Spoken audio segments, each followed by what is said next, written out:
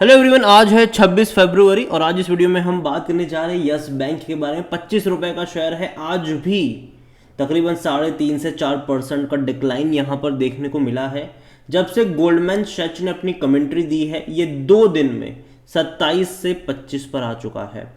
Friday को भी यहाँ पर करेक्शन आया था और आज भी यहाँ पर करेक्शन देखने को मिल रहा है। बात करेंगे उसके बारे में, लेकिन उससे पहले अगर आपने अभी तक चैनल को सब्सक्राइब नहीं किया है तो प्लीज़ अभी इसे सब्सक्राइब कर लीजिए, क्योंकि आगे भी बहुत सारे वीडियोस हैं जो आपको काफ़ी ज़्यादा हेल्प करेंगे। तो यहाँ पर देखा जाए तो पिछले एक महीने में 3.5% की तेज़ी है। देखिए, जब HDFC ने RBI से अप्रूवल मांगा था कि भाई साहब वो यहाँ पर अपना मतलब जो स्टेक है यस बैंक में उसको बढ़ाकर 9.5% पर लेके जाना चाहते हैं, और जब RBI ने उसको लेकर अप्रूवल दे दिया था तो एक तेज़ी आई थी। 22 से 32 पे गया था ये, लेकिन उसके बाद देखो तो लगातार गिरावट चल रही है। और इवन फ्राइडे को भी मैंने यस बैंक के ऊपर वीडियो बनाया था। जब गोल्डमैन सैच की कमेंट्री आई थी तब मैंने कहा था कि मुझे नहीं लगता कि जो गोल्डमैन सैच ने बोला है कि 16 रुपये पर जाएगा, लेकिन डेफिनेटली गोल्डमैन सैच ने जो कमेंट्री दी है उसका नेगेटिव इम्पैक्ट आप इनकार नहीं कर सकते। और मैंने तब भी कहा था कि ये 22 रुपये की रेंज में जा सकता है, लेकिन अगर वहाँ पर जाएगा तो मौके भी बनेंगे। अगेन, मुझे ये बैंक खराब नहीं लग रहा है, मैं पहले बोल दूं, मुझे खराब नहीं लग रहा है, लेकिन हमें ये चीज़ समझना होगा कि वैल्यूएशन के हिसाब से कहाँ पर एंट्री करी जा सकती है, कहाँ पर नहीं करी जा सकती। जब 30 रुपये से ऊपर निकला था तब भी मैंने कहा था कि मैं वेट करना ज़्यादा पसंद करूंगा यहाँ पर। जब आपको लंबे समय तक ये 22 रुपये, 20 रुपये, 12-15 पे मिल रहा था तब मेरी बाइंग की रिकमेंडेशन थी उस टाइम पर यहाँ पर। तो देखिए, बैंक बुरा नहीं है, लेकिन वैल्यूएशन के हिसाब से देखिए तो कई सारे शेयर्स की जो डंपिंग हुई है उससे आप इनकार नहीं कर सकते। और नंबर्स भी जो पिछले क्वार्टर में आए थे वो उतने भी एक्साइटिंग तो नहीं थे। यहाँ पर अगर आप देखोगे यस बैंक को लेकर तो भाई साहब 7% गिरा है पिछले 2 सेशन में, जब से गोल्डमैन ने इसको डाउनग्रेड में रखा है। और गोल्डमैन ने सीधा सेल करने की यहाँ पर रेटिंग दी हुई है और 16 रुपये का टारगेट जो है वो यहाँ पे रखा हुआ था। हालांकि अगेन मैं बता दूं कि गोल्डमैन सैच ने सिर्फ इसी को डाउनग्रेड नहीं करा था, इसके अलावा उन्होंने SBI और ICICI बैंक को भी डाउनग्रेड करा था, लेकिन HDFC को इन्होंने बाय कॉल दिया था और 33% के अपसाइड वो देख रहे हैं HDFC बैंक में, ऐसा उन्होंने उस टाइम पर बोला हुआ था। देखिए, गोल्डमैन सैच की अगर हम बात करने जाएं तो 3 मेजर हेडविंड्स होंगे फाइनेंशियल के। वहां पर ये कि rising pressure on the cost of funds due to structural changes in the funding environment. दूसरा होगा growing concern on rising consumer leverage and pressure on operating cost. इनके वजह से इन्होंने इनको डाउनग्रेड रखा था। यहाँ पर अगर आप देखोगे यस बैंक को लेकर तो यस बैंक ने पिछले 12 महीनों में अच्छी खासी तेजी दिखाई ज़रूर है। शेयर ने रिटर्न खूब सारा बना कर दिया है, लेकिन अब गिरावट चल रही है और जाहिर सी बात है गोल्डमैन सैच की कमेंट्री का भी असर पड़ा है। लेकिन वॉल्यूम देखोगे तो बहुत ज़्यादा है। 27 करोड़ से भी ज़्यादा के शेयर्स जो हैं वो आज ट्रेड होते नजर आए यहाँ पर।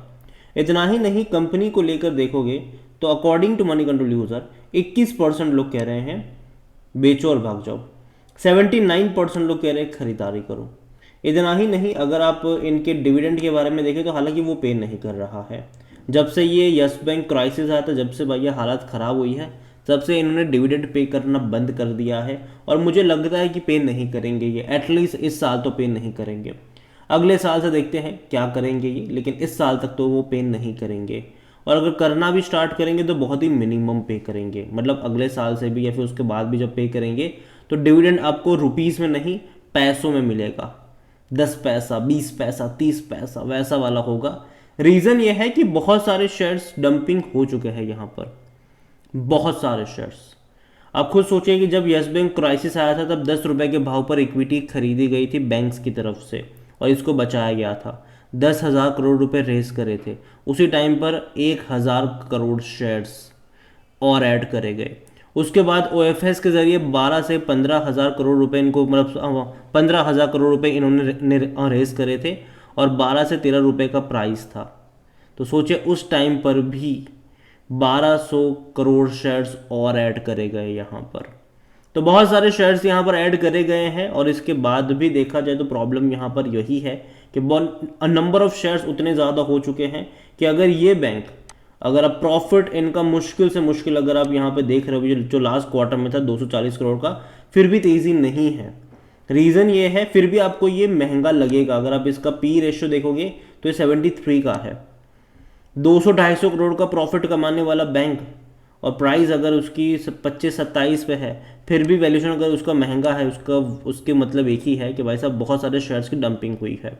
जब ये 32 रुपये का लेवल इसने छुआ था ना, इसका जो मार्केट कैप था वो 90,000 करोड़ क्रॉस कर गया था। ये उसका वही मार्केट कैप था जब 400 रुपये के आसपास जब यस बैंक का शेयर ट्रेड करा था, तब भी इसका मार्केट कैप 90,000 करोड़ का ही था। तो ये अपने प्रीवियस मतलब लेवल पे चला गया अब मार्केट कैप के लिहाज से। इतना तो चेंज नहीं हुआ है ना, तो वो भी समझना होगा। यहाँ पर कोई भी एनालिस्ट खरीदारी करने की बात नहीं कर रहा है। फिनेंशियल्स अगर आप देखोगे तो रेवेन्यू वाइज अच्छे हो रहे हैं। आप देखो रेवेन्यूज इनके लगातार बढ़ रहे हैं, ये एक अच्छी बात है। इनके रेवेन्यू में एक अच्छी तेज़ी हम यहाँ पर देख रहे हैं। प्रॉफिट अगर आप देखो तो 240 करोड़ का प्रॉफिट इन्होंने कमाया था अभी लास्ट क्वार्टर में। उससे पहले 228 करोड़ का प्रॉफिट था। उससे पहले 345 करोड़ का प्रॉफिट था। उससे पहले 206 करोड़ का प्रॉफिट था। तो यहाँ पर अगर आप देखो ना, तो इनका प्रॉफिट तो बढ़ गया, ठीक है, लेकिन इनका रेवेन्यू उस तरीके से नहीं बढ़ पाया। मतलब सॉरी, इनका रेवेन्यू बढ़ गया लेकिन प्रॉफिट नहीं बढ़ पाया यहाँ पर। तो ये एक प्रॉब्लम यहाँ पर ज़रूर है। और दूसरी बात यह है कि अभी भी एनपीए के खतरे हैं यहाँ पर। जहाँ तक शेयर होल्डिंग को लेकर बात करी जाए तो जो प्रमोटर है राणा कपूर एंड फैमिली, वो तो भैया tata bye bye goodbye कह के निकल लिया यहाँ से। जिन्होंने कहा था कि वो यस बैंक के शेयर अपने बच्चे के बच्चों को देंगे, वो उनके लिए गोल्ड माइन है, उन्होंने इस स्टेटमेंट के 6 या 7 महीने में ही अपने शेयर्स बेच के निकल लिए थे। वो 0.14% म्यूचुअल फंड्स के पास है, 42.06% डोमेस्टिक के पास है, एफआईज 23.79% पर बैठे हैं। रिटेल और अदर की मिलाकर 34.01% की होल्डिंग है, जिनमें से रिटेल इन्वेस्टर यहाँ पर 22.11% पर है। देखिए यस बैंक के लिए अगर आप देखोगे ना तो सिचुएशन कुछ अलग है मेरे हिसाब से। और वो सिचुएशन ये है कि भाई साहब इनको डील करना पड़ेगा उन लोगों से जिन लोगों ने इनके बुरे वक्त में इनकी मदद करी हुई थी। मतलब बैंक्स अगर आने वाले टाइम में प्रॉफिट टेकिंग करने लग गए, 10 रुपए के भाव पर इक्विटी खरीदी थी, बेचने के लिए आ गए, तो डेफिनेटली एक प्रेशर क्रिएट होगा गिरावट वाला यहाँ पर। तो वो एक कंसर्न यहाँ पर ज़रूर है। और मुझे लगता है कि हालांकि ऐसा होगा तो नहीं, लेकिन बीच बीच में जब इस तरीके की खबरें भी आएगी ना, वो भी यहाँ पर एक पैनिक, एक प्रेशर जो होता है वो क्रिएट करेगी। और ये यस बैंक में पॉसिबल है क्योंकि बहुत सारे बैंक्स ने यहाँ पर खरीदारी करी थी, बहुत सारे बैंक ने 10 रुपये के भाव पर इक्विटी खरीदी थी उस टाइम पर। तो ये होगा। अगर आप इसका 1 साल का ग्राफ देखो तो खूब अच्छी रफ्तार है, लंबे समय से भाग रहा है ये। और 5 साल का भी ग्राफ देख लो तो भैया लगातार गिरा है ये, कोई इतनी बड़ी तेज़ी नहीं आई है। तो यहाँ पर बड़ी रफ्तार के बाद करेक्शन थोड़ा बहुत एक्सपेक्टेड रहेगा। और मैंने पहले भी कहा कि मैं नहीं मानता हूँ कि गोल्डमैन सैच्स की जो कमेंट्री है कि 16 रुपये का टारगेट देखने को मिलेगा, वो देखने को नहीं मिलेगा मेरे हिसाब से।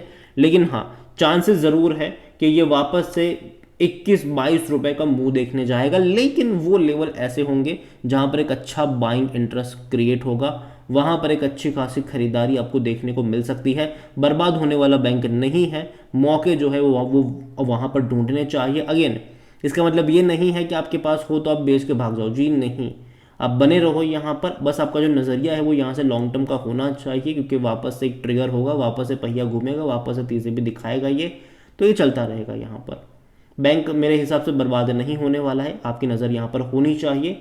और अगेन एक अंधाधुन पैसा भी ऐसे बैंक में नहीं लगाना चाहिए, धीरे धीरे ऐड करके चलना चाहिए। और जो नज़रिया है वो एटलीस्ट 2-3 साल का होना चाहिए, 2-3 महीने का नहीं होना चाहिए, क्योंकि बहुत टाइम लेगा अभी किसी एक रेंज में रुकने के लिए, क्योंकि हर बार इसने यही करा है। तो बाकी मर्जी आपकी है। अगेन मेरी तरफ से कोई बाई सेल रिकमेंडेशन नहीं है। वीडियो को यहीं पे एंड करता हूँ। पसंद आया हो तो लाइक करें, शेयर करें, चैनल वगैरह पहली बार है तो प्लीज़ सब्सक्राइब करें। और यस बैंक के बारे में क्या सोचते हैं वो भी आप मुझे कमेंट में लिख के बता सकते हैं। Thank you.